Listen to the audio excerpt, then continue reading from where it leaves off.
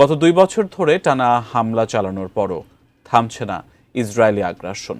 অবরুদ্ধ গাজায় গণহত্যা বন্ধে যুদ্ধবিরতি চুক্তিতে সম্মত হওয়ার পরও ইসরায়েলি সামরিক বাহিনী ট্রাম্পের অনুরোধকে উপেক্ষা করে চুক্তি লঙ্ঘন করে আবারও গাজায় হামলা চালিয়েছে।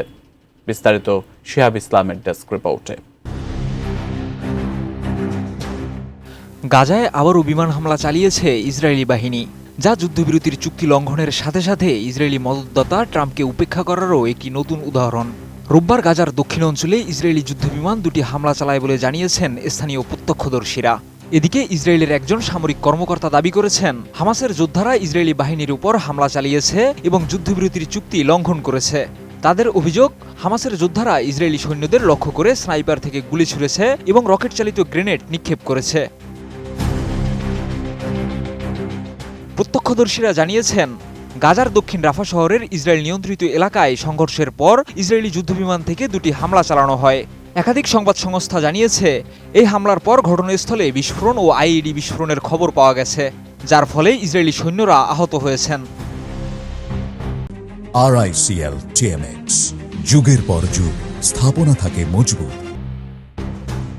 ইসরায়েলের গণমাধ্যম সূত্রে জানানো হয়েছে, রাফাসহ দক্ষিণ গাজার বিভিন্ন স্থানে সেনাবাহিনী হামলা চালাচ্ছে এবং বর্তমানে প্রধানমন্ত্রী বেনিয়ামিন নেতানিয়াহু ও প্রতিরক্ষামন্ত্রী ইসরায়েল কাতজের সঙ্গে ফোনালাপ চলছে।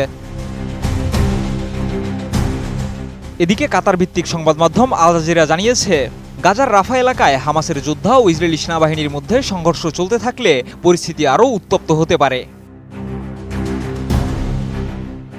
একটি সূত্রে বলা হয়েছে, গাজায় যুদ্ধ চলাকালীন সময়ে ইসরায়েলি সৈন্যদের সঙ্গে কাজ করা একটি গোষ্ঠীকে লক্ষ্য করে হামাস নতুন করে অভিযান শুরু করতে পারে।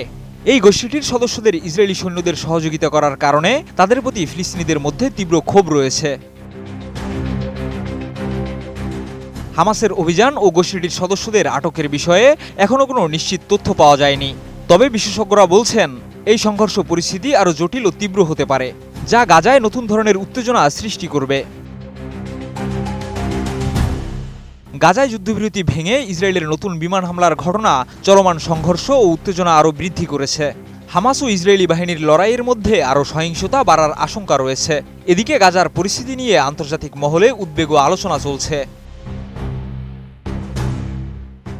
শিহাব ইসলাম, ADN নিউজ।